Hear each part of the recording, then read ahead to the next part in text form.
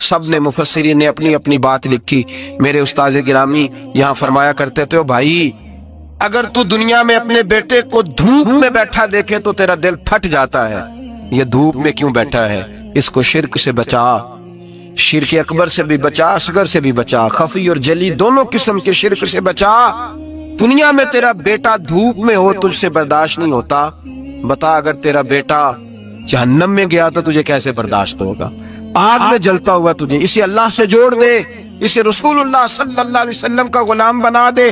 میرے نبی کریم سید عالم صلی اللہ علیہ وسلم نے فرمایا جب تیرا بیٹا 7 سال کا ہو جائے تو اسے مسجد لے کے جا، 3 سال تک لے کے جا مسجد.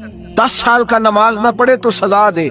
3 سال تک خود اپنے ہاتھوں سے ٹریننگ دے، اسے مسجد لے جا، آداب مسجد بتا، اسے نماز سکھا، تو خود لے کر کے جا، بھیجنے کا نہیں کہا. فرمایا جب بچہ 7 سال کا ہو جائے تو اسے مسجد، بڑی محنت کرتے ہیں ہم بیٹے کو بنگلہ دینے کے لیے، بینک بیلنس دینے کے لیے، دن رات ایک کر دیتے ہیں. خدا را سے نمازی بنانے کی بھی محنت کرو. حضرت بابا فرید الدین گنج شکر رحمت اللہ تعالی علیہ کی اماں کہتی ہیں جب میرا بیٹا پیدا ہونے والا تھا تو میں رب کی بارگاہ میں دعا کرتی تھی اللہ اگر تو مجھے بیٹا دے تو اس طرح کا دینا بیٹا میرا ہو پر بندہ تیرا ہو. اے اللہ اگر بیٹا دینا تو اس طرح کا دینا میرے اللہ، اس طرح کی مجھے اولاد دینا کہ دودھ وہ میری چھاتی سے پیے پر شکر تیرا ادا کرے. اے اللہ اگر بیٹا دینا تو اس طرح کا دینا کہ قوت روٹی روزی وہ زمین پہ کھائے لیکن اسی زمین پر وہ تیرے دین کا سپاہی بھی بنے، وہ مجاہد فی سبیل اللہ بھی بنے. حضرت بابا صاحب کہتے ہیں مجھے شکر پسند تھی. اماں بڑے جتن کرتی ہے بیٹے کے لیے، بڑا کچھ کرتی ہے، تو بیٹے روٹی ٹائم پہ کھانا بلا ٹائم. کہتے ہیں مجھے شکر پسند تھی. میری اماں سردیوں کے ٹھنڈے موسم میں اٹھ کے میرے لیے پانی بھی گرم کرتی، مصلی بھی بچھاتی اور پھر ایک پڑیا شکر کی بنا کے میرے مصلی کے نیچے بھی رکھتی. کہتی بیٹا نماز پڑھے تو اللہ شکر دیتا ہے. آپ فرماتے ہیں میں روز نماز کی 5 نمازوں کے وقت مصلی اٹھاتا تو پڑیا شکر کی ملتی. سکول اور مدرسے کے میں اپنے کلاس فیلوں کو بھی کہتا نماز پڑھو بڑی پیاری شکر ملتی ہے. کہتے ہیں میں روز شکر کھاتا. ایک سویرے فجر کی نماز میں اماں نے وضو تو کرایا، مصلی بھی بچھایا، پر دیہات کی وہ سادی بی بی جس کا سارا کام بھی خلوص پہ مبنی تھا، جو آکسفورڈ سے پڑھی ہوئی تو نہیں تھی لیکن آداب ممتا اسے سارے آتے تھے، جو کسی یونیورسٹی کی سند یافتہ تو نہیں تھی لیکن بیٹے کے ساتھ کس طرح کا رویہ اختیار کرنا ہے یہ سارا اسے پتا تھا. کہتے ہیں سادی اماں نے سارے کام کیے لیکن شکر رکھنا بھول گئی. بابا صاحب کہتے ہیں میں نماز پڑھنے لگا تو ماں نے یہ بھی بتایا تھا کہ نمازی کے آگے سے نہیں گزرتے، نمازی کے آگے نہیں ہوتے. اب اماں کہتی ہے میں مجبور ہوں، درس بھی میں نے دیا ہے، بھول گئی ہوں، اب شکر رکھنے جاؤں گی تو پردہ کھل جائے گا. ایک کونے میں لگ کے ماں روئی، بیٹے کی شفا کے لیے نہیں، بیٹے کی نوکری کے لیے نہیں، بیٹے کے اچھے مستقبل کے لیے نہیں. ماں روئی، آنسو بہے تو کہتی کیا ہے اے اللہ میں اسے اپنے آگے جھکانے کو جتن تھوڑی کرتی تھی، تیرا بنانے کے جتن کرتی تھی. اے اللہ مہربانی فرما میری پردے داری کر، اگر راز کھل گیا تو میرا فرید نماز نہ چھوڑ جائے. بابا صاحب کہتے ہیں اماں تڑپتی رہی اور میں نے نماز پڑھ کے مصلی اٹھایا. پہلے پڑیا ہوتی تھی اب تو پورا دریا شکر کا بہ رہا ہے. فرماتے ہیں میں نے وہ اٹھائی شکر کھائی اور میں نے چیخ کے کہا اماں جلدی آ، آج بڑی لذیذ ہے، آج شکر کوئی انوکھی ہے اور آج تو کمال شکر دی ہے میرے اللہ نے. ایک پڑیا کی جگہ پورا دریا بہ رہا ہے. بابا صاحب رحمت اللہ علیہ فرماتے ہیں میری اماں آئی اور میری اماں نے بازو کھولے تو ماں کی ممتا ہی بتاتی ہے کہ اللہ کی رحمت کس طرح کی ہوتی ہے. کہتے ہیں میں نے اماں کے سینے سے لگا تو اماں رو کے کہنے لگی بیٹے پہلے میں شکر دیتی تھی، آج شکر بنانے والے نے شکر عطا فرمائی ہے. ساری زندگی پیشانی سے سجدے کا نور نہیں گیا، ساری زندگی وہ لذت عبادت نہیں گئی، اس لیے کہ استاد نے ڈنڈے سے نمازی نہیں بنایا تھا، اس لیے کہ پیر صاحب نے یہ کہہ کہ نمازی نہیں بنایا تھا کہ نماز پڑھو گے تو روٹی میں برکت ہو جائے گی، اس لیے کہ علامہ صاحب کا وہ بات سن کے ہم نمازی نہیں بنے تھے کہ جس نماز میں بتایا جاتا ہے کہ بیماریاں ختم ہو جائیں گی نماز پڑھنے سے. اماں نے رب سے جوڑنے کے لیے نمازی بنایا تھا.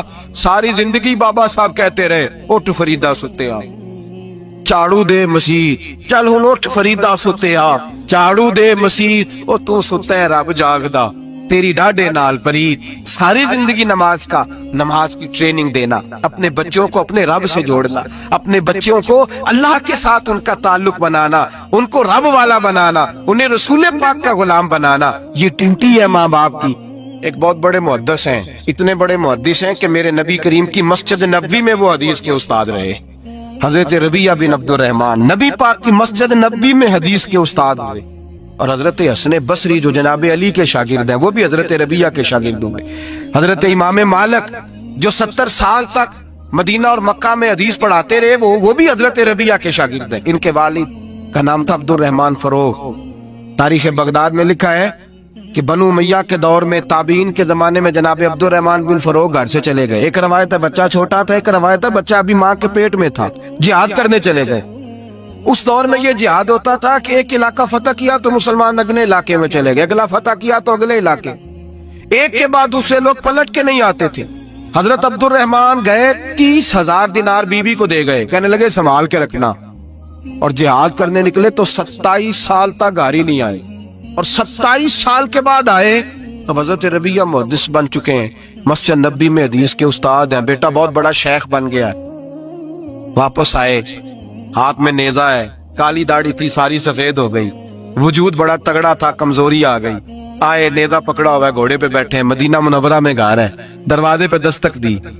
हजरत रबिया ने दरवाजा खोला, अंदर दाखिल होने लगे तो कहने लगे बाबा तू किधर घुसता आ रहा?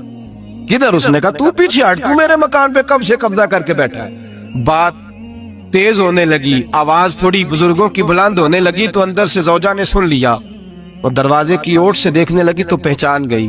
कहने लगी रबिया पीछे हट जा, ये कोई गैर नहीं है, तेरे वालिद गिरामी है, ये तेरे वालिद हैं। अंदर आए, बाप बेटा मिले, असर की नमाज का वक्त हो गया, बड़ा रोए। 27 साल के बाद बाप लौटा, 27 साल के बाद बड़े रोए। नमाज का वक्त हुआ तो हजरत रबिया जल्दी से वुजू किया, मस्जिद नबवी शरीफ चले गए। जनाबे अब्दुर रहमान फरोग ने भी खाना वाना खाना था, खाना खाने बैठे तो हुक्म देखे शौहर क्या करता है। ये नहीं पूछा कि 27 साल हाल क्या रहा, पूछने लगे मैं तुझे 30,000 दिनार दे गया था, वो किधर है? तो जोजा कहने लगी खाना खा लो, असर की नमाज पढ़ के आओ, फिर बताती हूँ पैसे कहाँ हैं। आपकी रकम बड़ी अच्छी जगह पे महफूज है। कहते मैं नमाज पढ़ने मस्जिद गया, असर की नमाज के बाद मेरे नबी पाक के मिंबर पर एक नौजवान बैठा है। घर में तो उनका अंदाज टोपी पहनने का था ना, सादे आम लिबास में, मस्जिद नबी में जुब्बा पहना है, सर पे इमामा है, खूबसूरत लबो लहजे में रसूलुल्लाह के मिंबर पर बैठकर, नबी पाक के मिंबर पर बैठकर, तनी आपको इस बात की लज्जत नसीब हो रही है कि नहीं? आम जगह नहीं, नबी पाक के हुजूर के मिंबर पर बैठकर नबी पाक की हदीसें सुना रहे हैं, इतना बड़ा मुकद्दर। कहते हजरत इमाम मालिक जैसे लोग, ख्वाजा हसन बसरी जैसे लोग कागज कलम लेके हदीसों की समाअत कर रहे हैं, उनसे दर्स ले रहे हैं। जनाबे अब्दुर रहमान कहते हैं मेरी नजर उठी, कुछ बूढ़ा हो गया था, कुछ उस वक्त वो टोपी में सादे लिबास में थे, पहचान ना पाया। एक शख्स से पूछा यार है तो जवान, पर इसके चेहरे की नौरानियत मेरे दिल को भा गई है तो जवान, पर इसका हदीसें बयान करने का अंदाज मेरी तबीयत को घायल कर गया। ये कौन है जो नबी पाक की मस्जिद में बैठ के हदीसें बयान कर रहा है? कहते इमाम मालिक कहने लगे बाबा जी चुप कर जाओ, हमारे उस्ताद के बारे में ऊंचे लबो लहजे में बात ना करना, देखते नहीं कितने कितने लोग बैठे हुए खामोशी से। तो मैंने कहा मुझे भी तो बता दो ना है कौन?